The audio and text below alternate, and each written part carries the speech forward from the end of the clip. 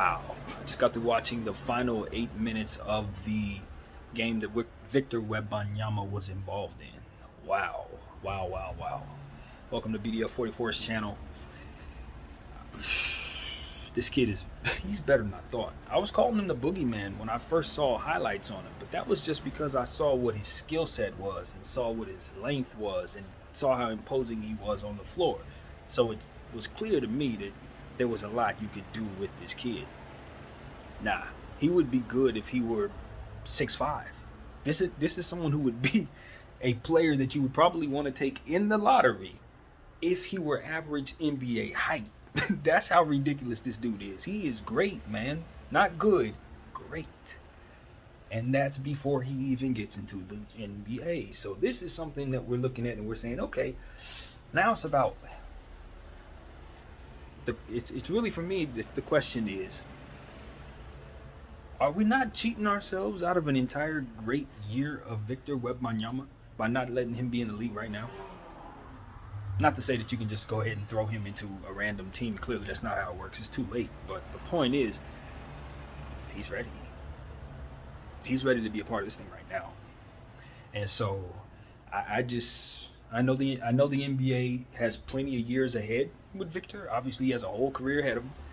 But when you start thinking about historic records and things like that, and you start thinking about what players are capable of doing, for this particular player, I don't know what his future holds. Who knows? You know, the path that he'll have to take. It can go a million different ways. But with this particular player, I'll always remember he probably would have had more stats than whatever he retired with, because he should have played the year before he was drafted. That's the God's honest truth. We are looking at someone who's ready. And he's not the only one. I'm sure I could have looked at probably Paolo Banchero and said the same thing about him last year, and probably other talent as well. But none more glaring than this. None more glaring than this. This is different, man. I'm telling you. I remember watching LeBron James when he was in high school. And I remember understanding the hype, but I didn't understand the game at the time.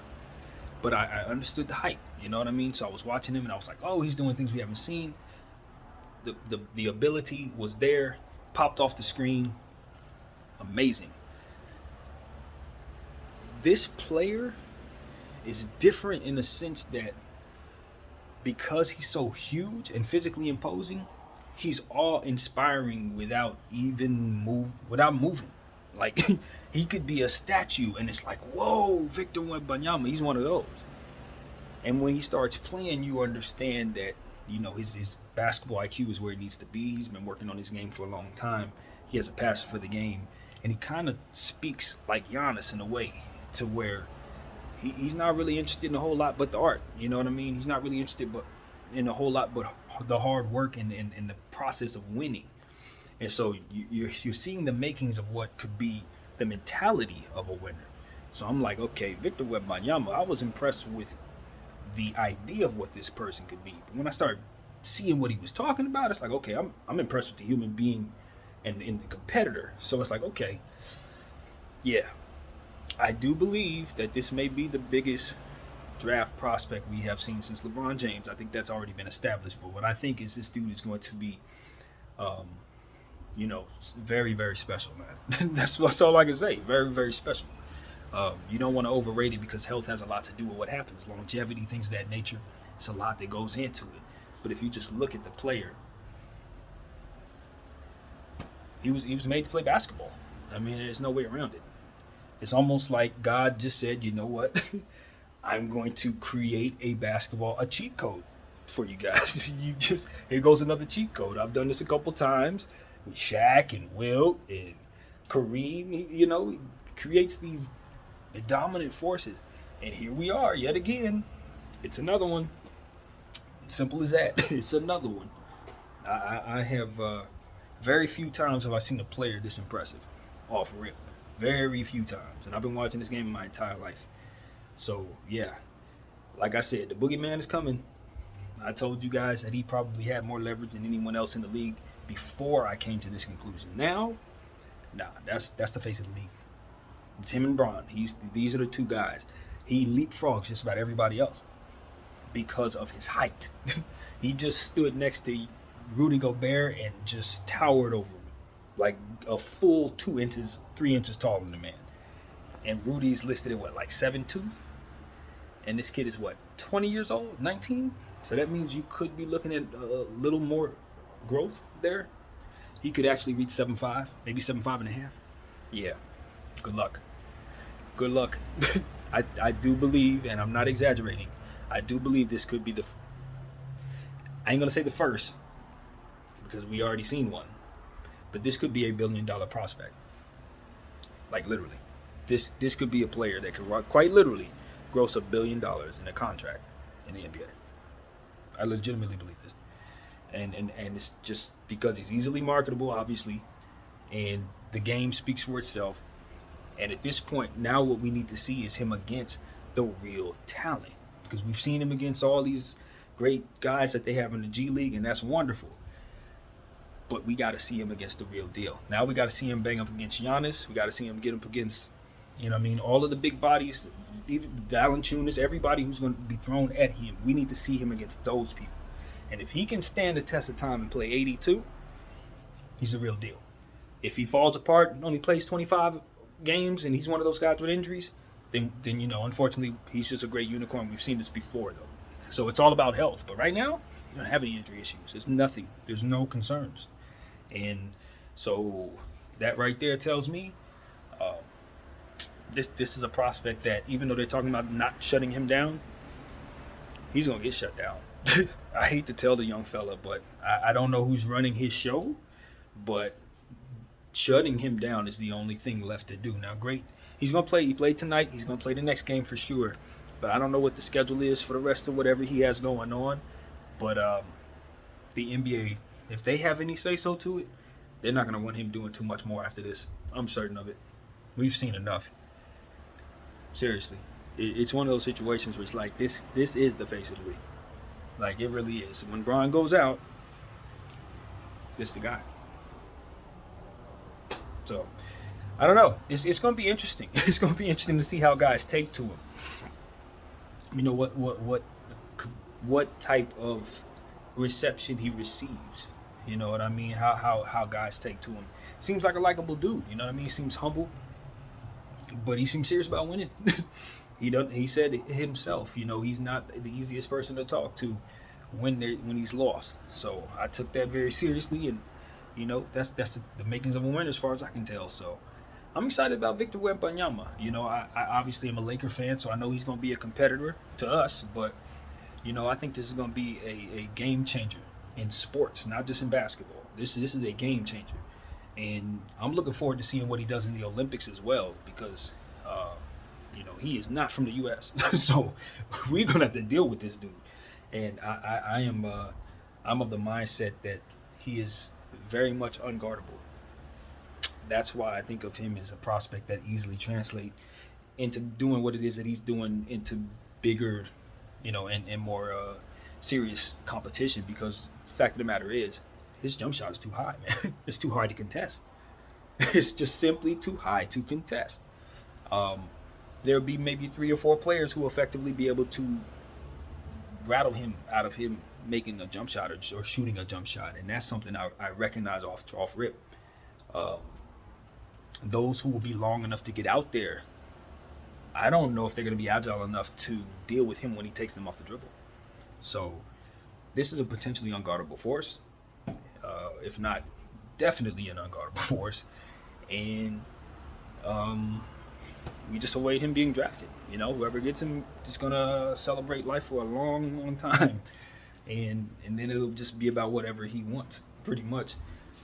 Literally, talk about leverage in a franchise. Luckily enough for them, though, it seems like he's a very humble kid. He seems like he's about winning first, as I said. That's, a lot of things can change once you get money, whatever. But this seems like somebody who wants to win and be great, and has already put a lot of work into his craft, a lot of hours into it. You can clearly see that he's studied, and he's not just tall for nothing, man. I can assure you this. No, this is someone who could play the game, man. So I'm just ready. I'm ready. I'm disappointed that the NBA didn't finesse away somehow to make it so that he was ready to play right now on somebody's franchise. Because a team like Indiana, if he was on their squad right now, they would be a contender. I'm not even exaggerating. He immediately makes your team a contender depending on how quickly he takes to what it is that the NBA physicality will be. So that will not be lost upon me. He will have to put on strength. I listen to people like Stephen A. I understand the concern. Nobody that they've ever seen his height has ever been able to withstand some of the feet injuries and leg injuries and things of that nature. But I understand evolution. That's what I'm telling you. And what I would say is, and this is not in reality, but this is just hypothetically speaking, maybe his grandfather would have had some of those issues that you guys are referring to, but not him. Not him. He's from a different generation, and he's built for this. That's what I'll tell you. But he'll have to take care of himself just like everybody else. You know, we say the same thing about Chet Holmgren, but here we are with injuries with him. So that's why I think shutting him down is probably the move for him and his team. Because I do believe that it's his legacy also on the line. Obviously, you want to go straight to the money. It's $1 billion on the line, but no. It's your ability to display how great you can be on the line.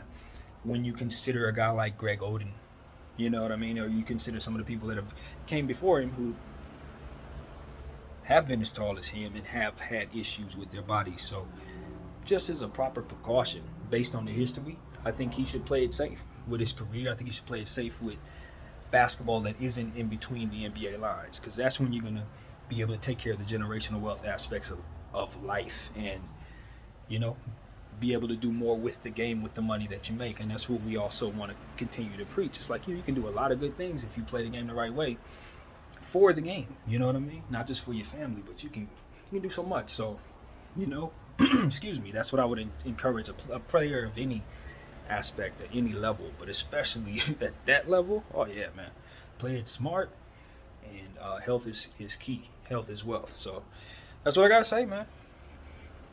Limit meaningless basketball when you got that much on the line, honestly. But at the same time, he's building his brand right now, and he's also building the G League brand right now, and he's also building the brand that he has for his league and the team that he's playing for right now. So it's a lot that he's carrying as we speak, and I think that he's already owed compensation that represents that, and that's a conversation that's beyond me, but I think it's worth saying. So, yeah, that's what I gotta say, man. I was highly impressed with the prospect. Unfortunately, Scoot got hurt in this game, didn't get a chance to see him at all, so hopefully he gets healthy and gets back out there. But I hear that he ran into Victor. And we talked about that. People are gonna have to be real about the the prospects of running into a player like that, trying to shoot over him and Chet, players like that, Evan Mobley, players like that. You got to be very careful about trying to contest them, try to go at them. It's just not wise. We said the same thing back in the day about Shaq going up against players like that. You just don't do it. I don't care how much they are, someone you want to test, personality-wise. Maybe you got to go back and forth with them, but at the end of the day, science tells us you're just not going to be able to get any success over them people. You might as well just pass out of that situation. So that's what I would say, man. Don't make a business decision. So that's what I got to say. I enjoyed it. Looking forward to the third game. Not sure when it is.